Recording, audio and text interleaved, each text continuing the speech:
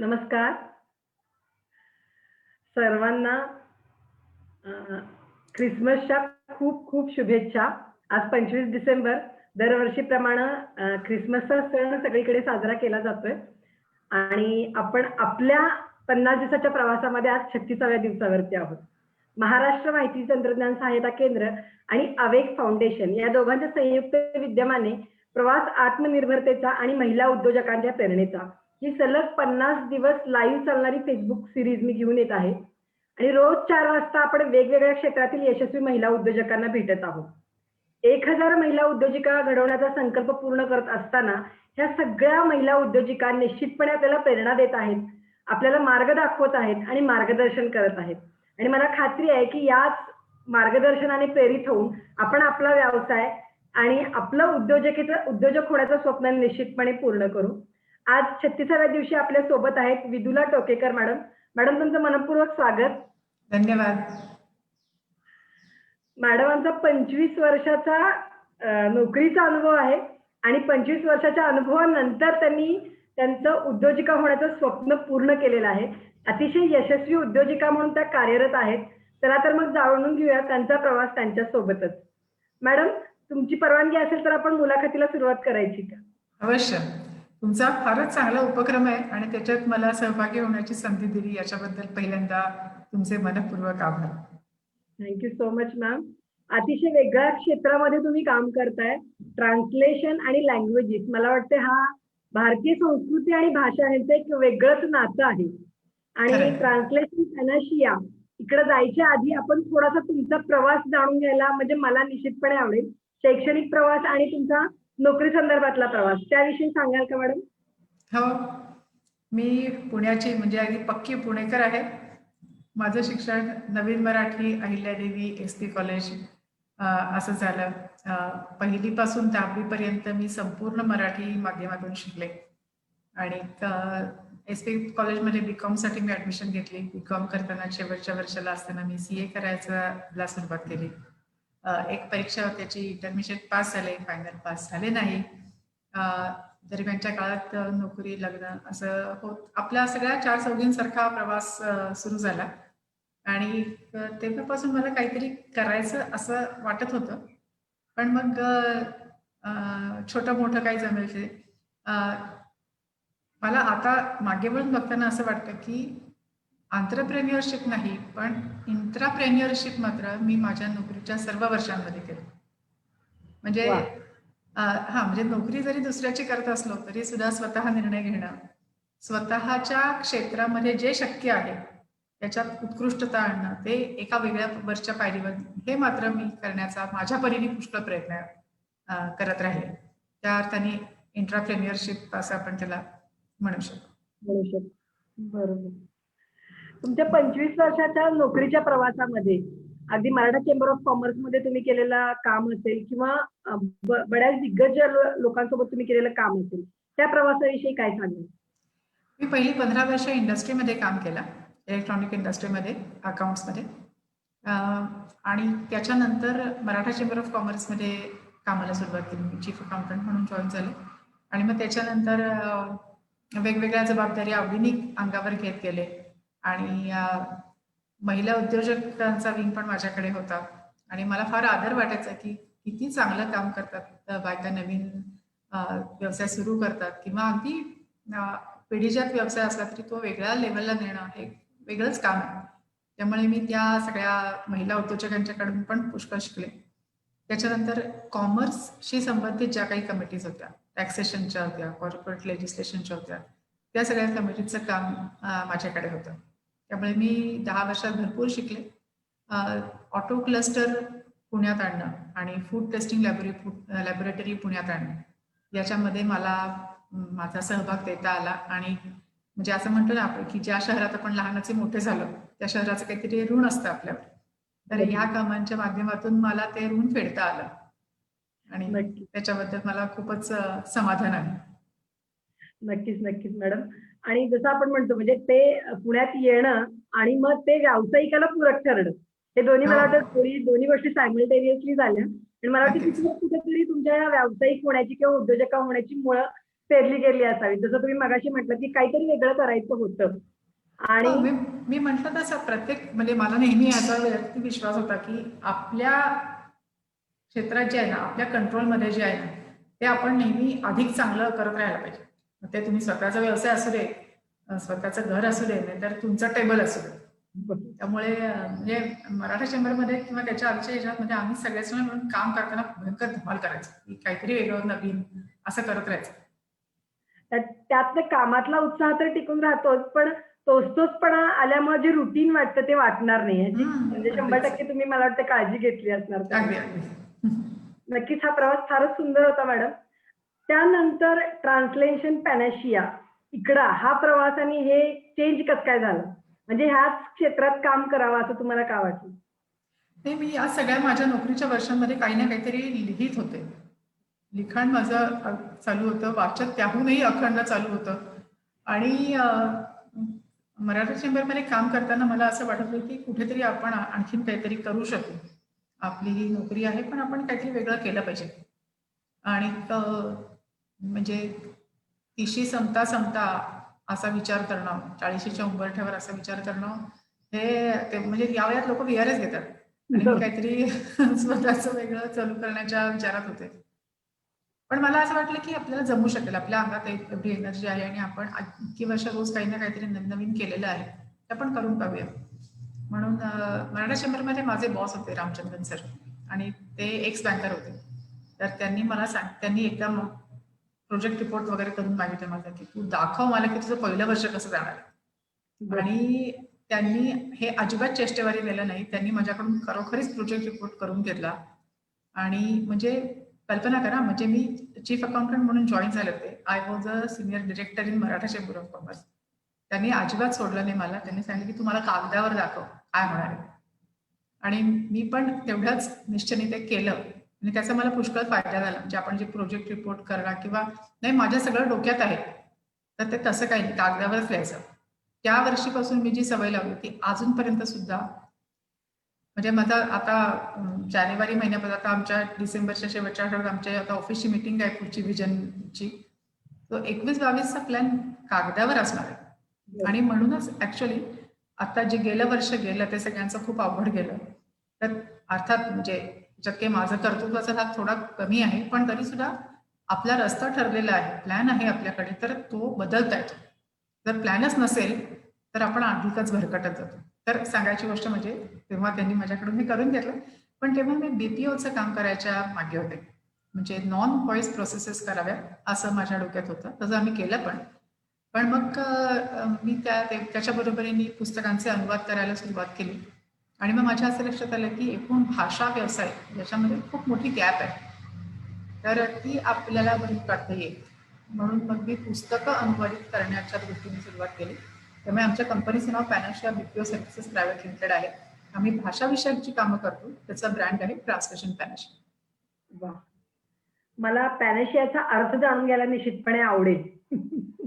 Panacea म्हणजे रामबाण उपाय असं आपण म्हणतो ना, बरोबर. तर तो आहे पॅनाशिया. म्हणजे नक्कीच. भाषेच्या बाबतीतली सगळी काही कामं जी काही तुम्हाला उद्योगांना लागत असतील ती आमच्याकडे होतात. नक्कीच. रामबाण उपाय. भाषेवरचा कोणत्याही अडचणींवरचा रामबाण उपाय म्हणून ट्रान्सलेशन ट्रान्सलेशन पॅनाशिया. काहीच हरकत नाही. नक्कीच मॅडम. आणि मला वाटतंय त्या सुरुवातीनंतर आता जो डिजिटल चा हे जमाना आलेला आहे, त्याच्यामध्ये त्या सुरुवातीपासून त्या आतापर्यंतच्या प्रवासामध्ये बरीच कामं तुम्ही केलेली असणार आहेत. मग भले ते ट्रान्सलेशन असेल, डिजिटल मार्केटिंग असेल, कंटेंट मार्केटिंग असेल किंवा कॉर्पोरेटसाठी तुम्ही जे काय करताय ते ह्या सगळ्या सर्व्हिसेस बद्दल थोडंसं आपल्या मैत्रिणींना सांगाल का? हो हो, नक्कीच.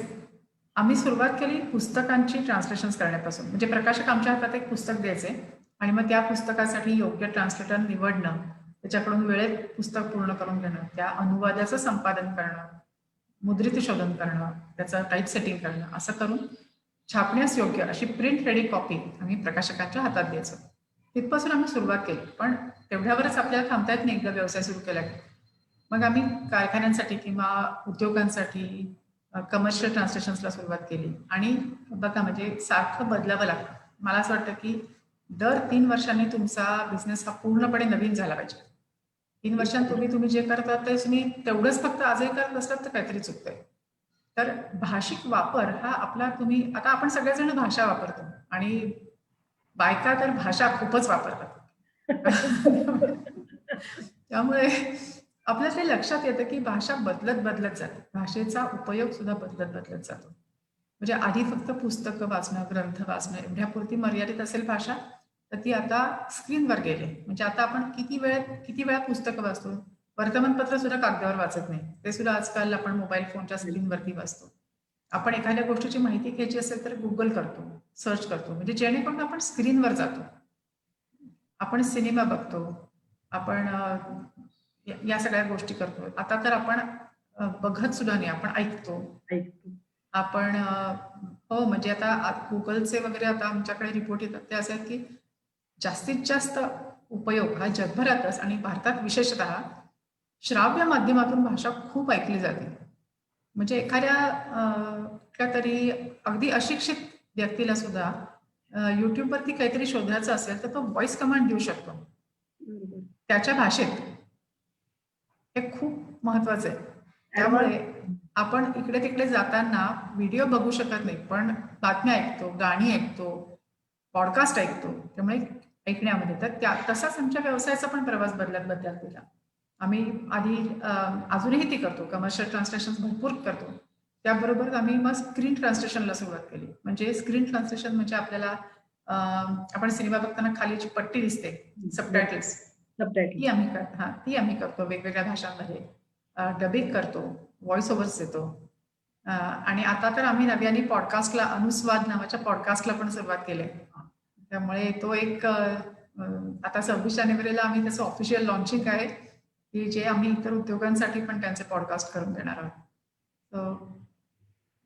जसा जसा भाषेचा वापर बदलत जातो तसं आपण करून देतो. मग कंटेंट रायटिंग येतं त्याच्यात, सगळ्याच प्रकारे. नक्कीच, नक्कीच मॅडम. जसं आता तुम्ही पॉडकास्ट बद्दल बोलात, म्हणजे व्यवसायामधल्या अपडेशन बद्दल बोललात. तर हे आपलं ट्रान्सलेशन पॅनाशिया कोणकोणत्या भाषांमध्ये काम करतं? म्हणजे किती प्रकारच्या भाषा वापरल्या जातात आणि किती प्रकारच्या भाषांमध्ये अनुवाद केले जातात? आमच्याकडे आता एकूण 32 भाषांमध्ये काम चालतं. 32 भाषांच्या वेगवेगळ्या जोड्यांमध्ये. म्हणजे जसं आता मराठीमधून इंग्लिशमध्ये, इंग्लिशमधून मराठीमध्ये किंवा स्पॅनिशमधून तमिळमध्ये किंवा मध्ये इंग्रजी भाषा लागतेच असं नाही. किंवा मराठीतनं गुजरातीमध्ये, हिंदीमधनं बंगालीमध्ये, कुठल्याही ए भाषेतून बी भाषेत अशा 32 भाषा आमच्याकडे आहेत. साधारण 120 पेक्षा जास्त आमचे भाषांतरकार, अनुवादक किंवा संपादक असे आहेत. ते जगभर पसरलेले आहेत आणि फार उत्तम काम करतात. नक्कीच. तेच मला वाटतं तुमच्या यशाचं गमक आहे असं म्हणायला हरकत नाही. कारण team work is most important in every business. खूपच. नक्कीच. आणि हा विषयच म्हणजे असा वेगळा आणि नवीन होता. त्यावेळेला काम करताना वेगळे-वेगळे अनुभव तुम्ही घेतले असतील. त्यातले काही रिमार्केबल प्रोजेक्ट विषयी आम्हाला सांगू शकाल का? हो. आम्ही पुस्तकांमध्ये आता मी सांगितलं पुस्तकांमध्ये आतापर्यंत आम्ही जवळपास 250 पेक्षा जास्त पुस्तकं केली. काही वेबसाईट्सही केल्या. आम्हाला काय म्हणायचं हिज होलीनेस महान दलाई लामा यांच्या वेबसाईटचं ट्रान्सलेशन करण्याची संधी मिळाली. ते आमच्या म्हणजे जे संबंधित होते त्या सगळ्यांच्या आयुष्यातला एक अतिशय सुंदर अनुभव होता. त्यांची भाषणं, त्यांची पुस्तकं ट्रान्सलेट करणं हा फार सुंदर अनुभव होता. आम्ही मिल्स अँड बूनच्या प्रेमकथा ट्रान्सलेट केल्या 10. तो फार वेगळ्या प्रकारचा अनुभव होता. आणि आम्ही काही कार्टून फिल्म्सचं सबटायटलिंग केलं, तो पण खूप वेगळ्या प्रकारचा अनुभव होता. पहिलं पुस्तक आम्हाला ट्रान्सलेट करायला 5 महिने लागले. आणि त्यानंतर आम्ही सांगून आता 300 पानी पुस्तक असेल तर 3 महिन्यात देतो, 400 पानी पुस्तक असेल तर 4 महिन्यात देतो, असं करतो. पण एकूण मी सांगितलं हे आम्ही जेव्हा ट्रान्सलेशन आउटसोर्स करायला सुरुवात केली, म्हणजे एक प्रोजेक्ट असं मला नाही सांगता येणार किंवा कारण प्रत्येक पुस्तक तुमच्या समोर येणार आहे हे एक वेगळंच असतं, एक वेगळा अनुभव असतो. पण जेव्हा अनुवादाचं आउटसोर्सिंग असं जेव्हा सुरुवात केली तेव्हा हे इथे सगळं इतकं नवीन होतं की याचं कुठलंच बिझनेस मॉडेल नव्हतं. म्हणजे पानाप्रमाणे चार्ज करायचा का पुस्तकाप्रमाणे करायचा का शब्दाप्रमाणे करायचा, त्याचं कसं कॉस्टिंग बसवणार, ते सगळ्यांना लाभदायी ठरलं पाहिजे, वेळात बसलं पाहिजे, हे सगळं बिझनेस मॉडेल आम्ही सगळ्यांनी मिळून तयार केलं. प्रकाशकांनी माझ्यावर विश्वास टाकला. आम्ही पण हे नक्की होतं की आपल्याला त्यांना सर्व्हिस द्यायची आहे. त्यामुळे त्या प्रकारे आम्ही ते डेव्हलप करत गेलो. नक्कीच त्या सगळ्यातलं तुमचं भाषेवरचं प्रेम मॅडम प्रचंड दिसून येते. आणि हो. आणि सगळ्यात महत्वाचं म्हणजे जसं आपण म्हणतो की पुस्तकासारखा दुसरा मित्र नाही. अगदी एकट्या माणसाच्या आयुष्यात पण काय म्हणतो आपण त्याला वाळवंटाला हे करणारं पुस्तक असतं. तसं हजारो पुस्तकं मला वाटतं तुम्ही आतापर्यंत वाचली असतील, हो, ट्रान्सलेट केली असतील आणि त्यातनं एक नवीन अनुभव तुम्ही त्या माध्यमातून घेत असाल. नक्कीच. निश्चितच फार नक्कीच. प्रेरणादायी आहे मॅडम हे. आणि मला एक भाषेवरच्या प्रेमाच्या बद्दल आता म्हणजे मला हे नेहमीच संधी मिळते ते मी म्हणते की आता आपल्याकडे ज्या सहभागी होत आहेत त्या सगळ्या महिला आणि घरातल्या कर्त्या गृहिणी आहेत. आपण आपल्या मुलांचं शिक्षण मुलांना शिक्षण देताना भाषेला त्याचं पुरेसं महत्व दिलं पाहिजे. काय होतं, शास्त्र आणि गणित या विषयांना महत्व द्यायला पाहिजे, ते आहेच. पण तितकंच महत्व इतिहास भूगोलाला सुद्धा आहे, तितकंच महत्व भाषा शिकण्याला सुद्धा आहे. इंग्लिश मीडियम मधून शिकणं, मराठी मीडियम मधून शिकणं हे अगदी वेगळे भाग आहेत. तुम्ही कुठल्या भाषेच्या माध्यमातून शिकता, जी कुठली भाषा तुम्ही शिकता ती चांगली शिका. कारण काय होतं, पुढे जाऊन तुम्हाला गणित येवो, शास्त्र येवो, इंजिनिअरिंग येवो, फार्मसी येवो, तुम्हाला काय म्हणायचे ते चांगल्या पद्धतीने व्यक्त करता आलं नाही तर तुम्ही कॉर्पोरेट जगातल्या स्पर्धेत सुद्धा मागेच पडता. त्यामुळे तुमच्याला भाषेवर अमुक इतकं प्रभुत्व असणं हे आवश्यक आहे. नक्कीच मॅडम, नक्कीच. आणि त्याच विषयी आता म्हणजे जसं मगाशी आपल्या बोलण्यातून डिजिटल मार्केटिंग आणि कंटेंट हा म्हणजे शब्द गेले. आत्ताच्या ह्या युगामध्ये आपण असं म्हणू, कारण कोरोना नंतर तर सगळं डिजिटली झालेलं आहे. सगळे व्यवसाय हे ऑनलाईन प्लॅटफॉर्मवरती आलेले आहेत आणि डिजिटल मार्केटिंगचा आत्मा म्हणून कंटेंटकडे बघितलं जातं. आणि अगदी खरं. त्याच्यामध्ये तुमचं काम खरंच म्हणजे निश्चितच महत्वाचं आहे. तर त्याविषयी काय सांगाल तुम्ही? डिजिटल मार्केटिंगमध्ये तुम्ही अगदी अगदी बरोबर सांगितलं की कंटेंट हाच आत्मा आहे. तुम्ही काय लिहिता, तुम्ही कुणासाठी लिहिता आणि काय लिहिता, इतकं महत्वाचं आहे. मग तो त्यावरून ठरतं तुम्ही कुणासाठी लिहिता, त्यावरून ठरतं की हे कुठल्या भाषेत जायला पाहिजे. ही भाषा कशा प्रकारे वापरली पाहिजे. म्हणजे तुम्ही शिक्षकांसाठी लिहिताय का अल्पशिक्षित मुलींसाठी लिहिताय का कुणासाठी लिहिताय, हे जसं असेल त्याप्रमाणे तुमची भाषा वळली आणि वाकली पाहिजे. तोच संदेश तुम्हाला 3 वेगवेगळ्या प्रकारच्या भाषांमध्ये सांगता आला पाहिजे.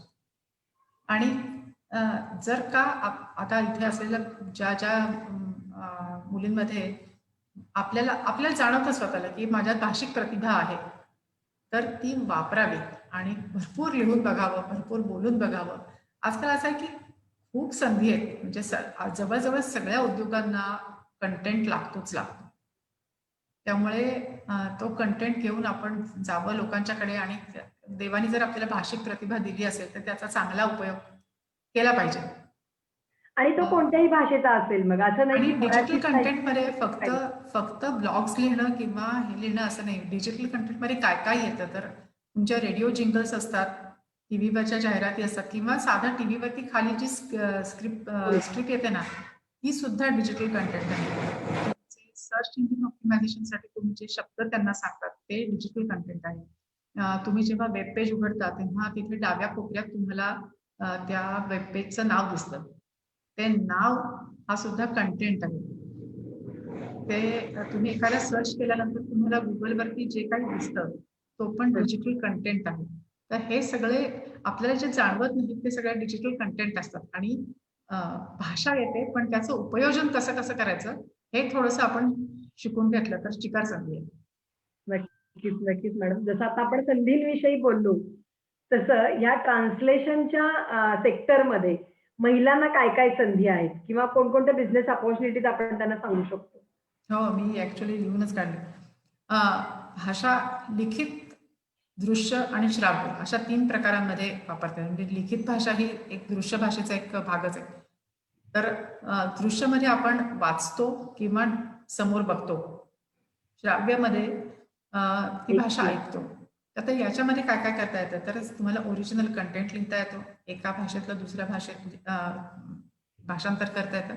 एका माध्यमातलं दुसऱ्या माध्यमात नेता येतं. एखादी कथा आहे त्याचं नाट्य रूपांतर करायचं आहे, हे करता येऊ शकतं. त्याच्यानंतर संवाद लिहिता येतात.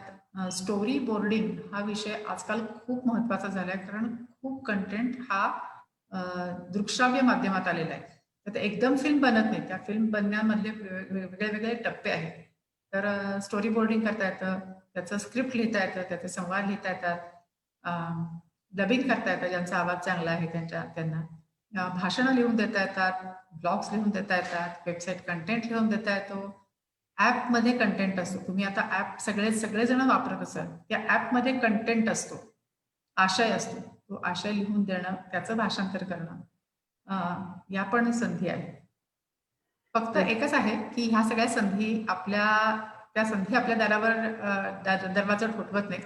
आपण जाऊन त्या संधी शोधाव्या लागतात. नक्कीच नक्कीच. मी तेच म्हणणार होते आता की सगळं समोर आहे, फक्त त्याची संधी कुठली उचलायची हा निर्णय आता आपल्याला घ्यायचा आहे. तर सगळ्या संधी समोर आहेत. आपलं ज्याच्यामध्ये वर्चस्व, जसं म्हणतो प्रभुत्व आहे, त्या प्रभुत्वाला आणि आपल्या पॅशनला अनुसरून कोणती संधी निवडायची हे आपल्या हातात आहे. अगदी खरं. अतिशय छान पद्धतीने मॅडम तुम्ही सांगितलं आणि सोपं करून सांगितलं, ते मी तुम्हाला सांगितलं. कारण सोपंच ट्रान्सलेशन आहे हो, फक्त करावं लागतं ते. मात्र आहे. केल्याने होत आहे रे, आधी केलेची पाहिजे. नक्कीच. ट्रान्सलेशनकडे व्यवसाय म्हणून बघणं आणि ते यशस्वी करणं खरंच हा एक निश्चितपणे फार मोठा टप्पा मॅडम तुमच्या आयुष्यातला आम्हाला जाणवतोय आणि मी ते तुमच्याशी बोलताना सातत्यानं अनुभवते खरं सांगायचं म्हणजे. आणि जसं आता मी तुम्हाला सुरुवातीला बोलले की 1000 महिला उद्योजिका घडवण्याचा संकल्प आम्ही पूर्णत्वास नेतोय. अवेक फाउंडेशन आणि MITS या दोघांचा आमचा संकल्प आहे. खरंच चांगला या उपक्रम आहे. या सगळ्या प्रोसेसमध्ये 1000 दिवस आम्ही सातत्याने त्या महिलांना हँड होल्डिंग देणार आहोत. त्यांचे वा. क्लस्टर्स कोणतेही असो, अगदी बारीक-सारीक त्यांच्या रुटीनवरती, व्यावसायिक रुटीनवरती मात करून त्यांना रनिंग म्हणजे मार्गदर्शन करण्यासाठी, मार्गक्रमण करण्यासाठी प्रेरणा देत आहोत आम्ही आणि मार्गदर्शन करत आहोत. तर ह्या प्रोजेक्टमध्ये तुम्ही आम्हाला काही मार्गदर्शन करू शकाल का? किंवा ह्या प्रोजेक्टबद्दल तुम्हाला काय वाटतं? हा प्रोजेक्ट अतिशय चांगला आहे, आवश्यक आहे. विशेषतः 1000 दिवस हँडहोल्डिंगचं तुम्ही म्हणता ते इतकं चांगलं आहे. फक्त मला असं वाटतं की हँडहोल्डिंग हे एका बाजूने म्हणजे आईने म्हणजे काय मुलांनी आईचं बोट धरलेलं असतं तसं न होता 2 मैत्रिणींनी हातात हात घ्यावेत, अशा पद्धतीने ते झालं तर जास्त चांगलं राहील. कारण काय हिंदीत म्हणतात ना, ते दोनों तरफ आग बराबर लगी है, तरच त्याचा उपयोग होतो. म्हणजे तुम्ही देव करताय, पण घेणाऱ्या माणसाने पण तितक्याच तिला पण तेवढीच आच असली पाहिजे घेण्याची. आत्मीयतेनं ते घेतलं पाहिजे. आत्मीयतेने ते घेतलं पाहिजे आणि आपल्याबरोबर ते ज्योत पुढे पण नेली पाहिजे. नक्कीच, नक्कीच मॅडम. आपला उद्देशच हा आहे की आपण एकमेकांसोबत राहून एकमेकांना अपलिफ्ट करण्याचं मदत करणार आहोत की एकमेकांना अपलिफ्ट करण्यासाठी काम करणार आहोत.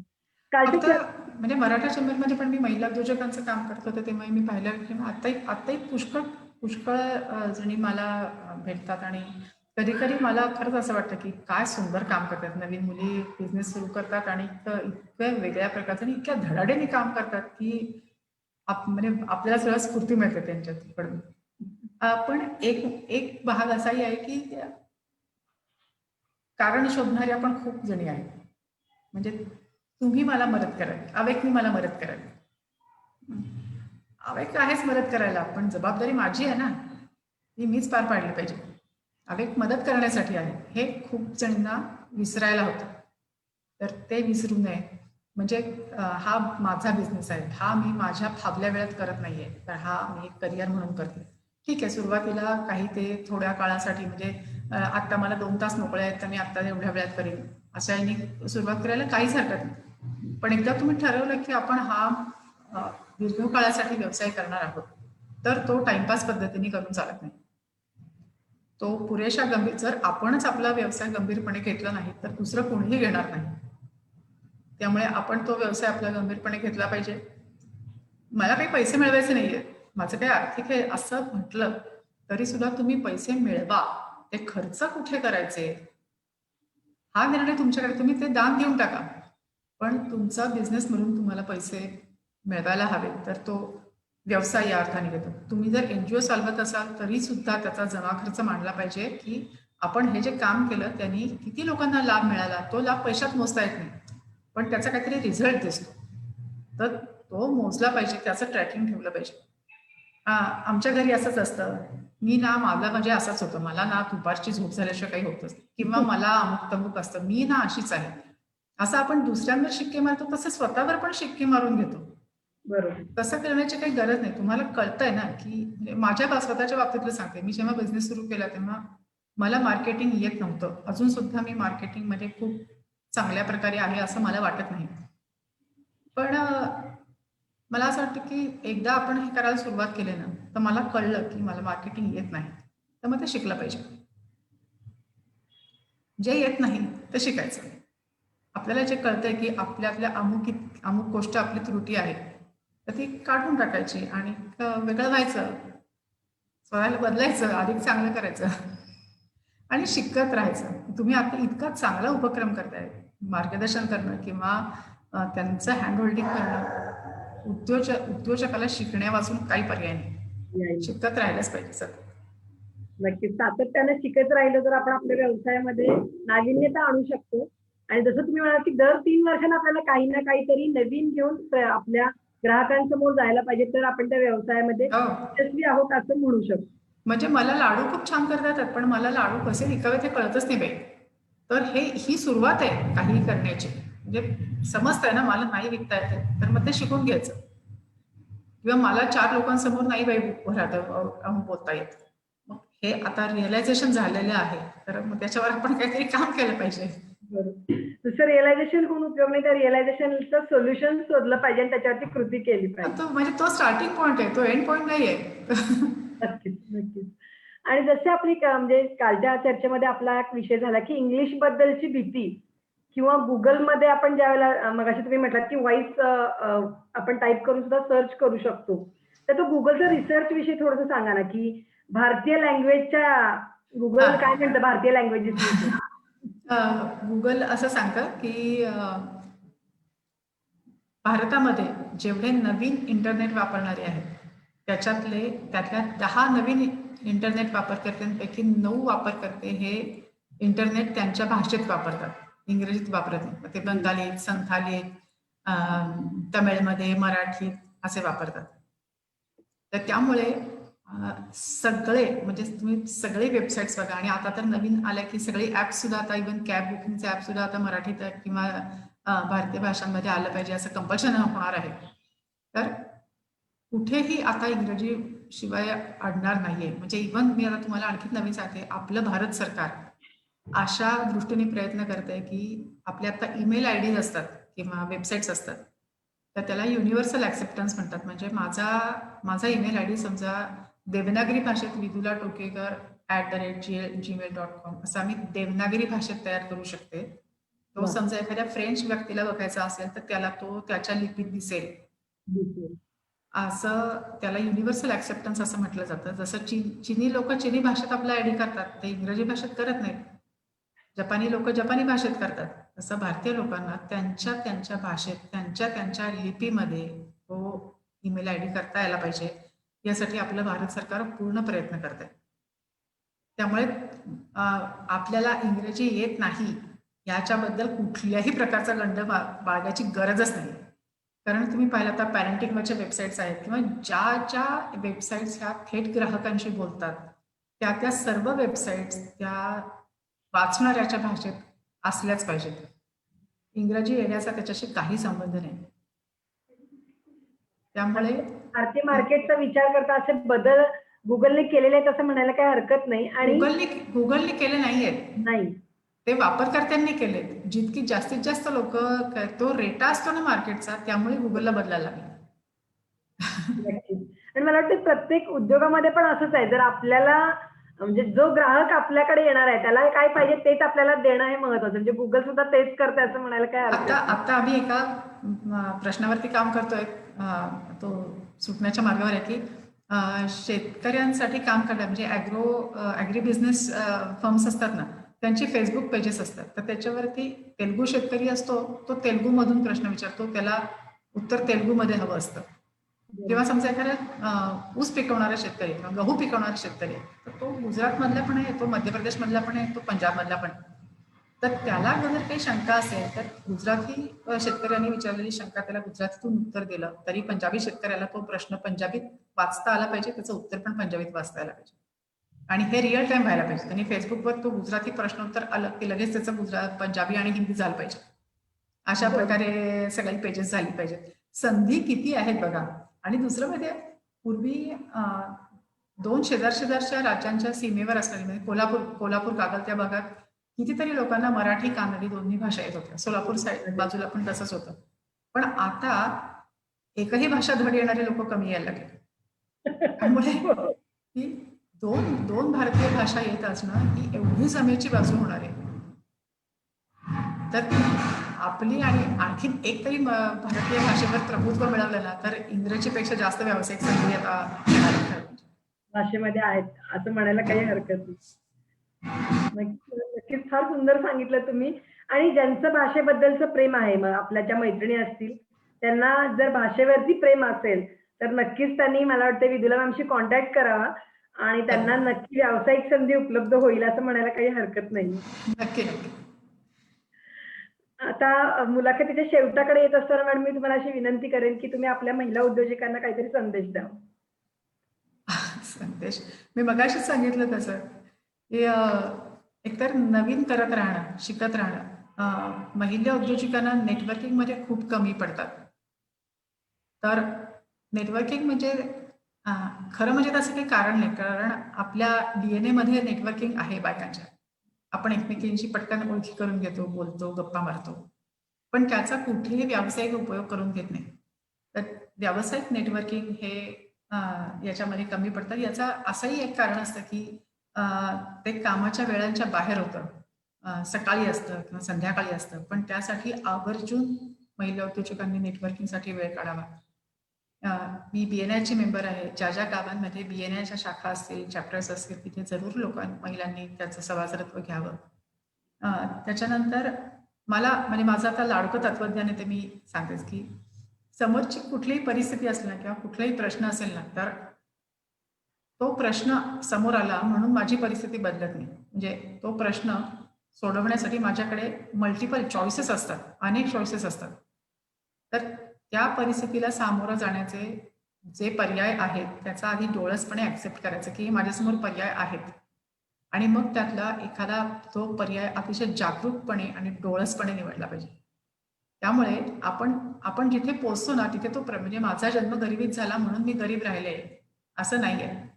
त्या गरिबीला तुम्ही कसं तोंड दिलं, त्याचे काय पर्याय तुमच्या समोर होते, त्यातला पर्याय निवडायचा आहे आपल्याला. आमच्या सासरी फार सोवळं असतं की आमच्या सासरी देवाधर्माचं फार आहे, तर तुमची प्रगती खुंटू शकत नाही. मग तुम्हाला त्याच्यासाठी काय काय पर्याय अवेलेबल आहेत आधी तर विश्वास ठेवला पाहिजे की पर्याय अवेलेबल आहेत आणि मग त्यातला निवडायची जबाबदारी आपली आहे. मी जो पर्याय निवडून त्यामुळे माझं भविष्य घडणार आहे. So be in charge, control घ्या स्वतःकडे, स्वतःच्या परिस्थितीचा आणि त्याप्रमाणे आता शिकत राहा, भरपूर काम करा आणि आनंदात राहा. आनंदी राहणं हा चॉईस आहे पण तो सगळ्यांनी केला पाहिजे. बरोबर. आणि मला वाटतं प्रत्येक व्यक्तीचं फायनल एम तेच आहे की बाबा मला आनंदी आणि समाधानी कसं राहता येईल.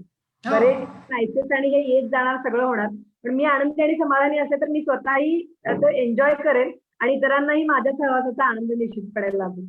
फार छान सांगितलं मॅडम तुम्ही. अगदी तुमच्या नोकरीचा प्रवास असेल, ट्रान्सलेशन पॅनलचा प्रवास असेल आणि हा संदेश सुद्धा अतिशय छान आणि सुंदर अशी मुलाखत संपन्न झाली. तुम्ही वेळ दिलात आणि एका नवीन क्षेत्राबद्दल आपल्या महिलांना माहिती करून दिली त्याबद्दल तुमचे मनपूर्वक आभार. मला सुद्धा सगळ्यांची गप्पा मारायची संधी मिळाली आणि तुम्ही मला इथे बोलवलं आणि ही संधी दिली, माझा प्रवास सांगण्याची संधी दिली, त्यामुळे मीच तुम्हाला धन्यवाद देते. थँक्यू. आणि आपल्या ऑनलाईन सगळ्या मैत्रिणींचे पण मनपूर्वक आभार. रोज सातत्यानं 4 वाजता येऊन ते नवीन नवीन महिला उद्योजकांना भेटतात आणि त्यांच्यातनं एक सकारात्मक प्रेरणा आणि ऊर्जा घेतात. चला तर मग उद्या 4 वाजता भेटूया एका नवीन क्षेत्रातील उद्योजिकेला. Thank you so much. Thank you ma'am. धन्यवाद.